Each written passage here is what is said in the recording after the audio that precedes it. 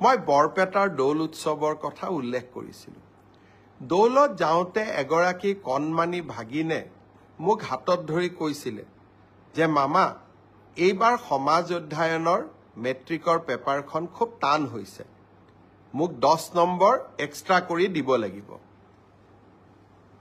নগাঁৱলৈকে যাওঁতে 16 তাৰিখে নগাঁৱত গৈছিলোঁ, তাতো এগৰাকী ভাগিনে এনেকেই কথা ক'লে, আৰু বৰদোৱাতো আন এগৰাকী ভাগিনে একেই কথা ক'লে যে সমাজ অধ্যয়নৰ পেপাৰখন এইবাৰ মেট্ৰিকত খুব টান হৈছিলে। মই প্ৰত্যেকটো কথাই চিৰিয়াছলি লওঁ। গুৱাহাটীত আহি সেবাৰ চেয়াৰমেনক মই সুধিলোঁ যে সমাজ অধ্যয়নৰ পেপাৰখন সঁচাই টান হৈছিল নেকি। সেবাৰ অধ্যক্ষ ডাঙৰীয়াই মোক ক'লে যে প্ৰশ্নখনৰ পেটাৰ্ণ বদলিছে। যোৱা বছৰো প্ৰশ্নখনৰ পেটাৰ্ণ বদলোৱা হৈছিল আৰু এইবাৰো পেটাৰ্ণটো বদলোৱা হৈছে যাতে ছাত্ৰ ছাত্ৰীসকলৰ জেনেৰেল নলেজৰ পৰীক্ষা সেবাই ল'ব পাৰে।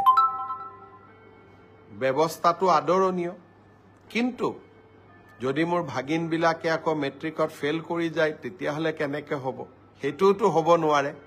সেইকাৰণে মই সেবাৰ অধ্যক্ষক মই অনুৰোধ কৰিছোঁ যে আপুনি চাব, যদি মোৰ ভাগিনবিলাকৰ পৰীক্ষা সমাজ অধ্যয়নখনত বেয়া হয় কিন্তু আন পেপাৰবিলাকত ভাল হয়, তেতিয়াহ'লে এইবাৰ সমাজ অধ্যয়নত আমি সকলোকে অতিৰিক্তকৈ কিবা নম্বৰৰ ব্যৱস্থা কৰি হ'লেও ভাগিনসকলক মেট্ৰিক পাছ কৰাৰ সুবিধা কৰি দিব লাগিব।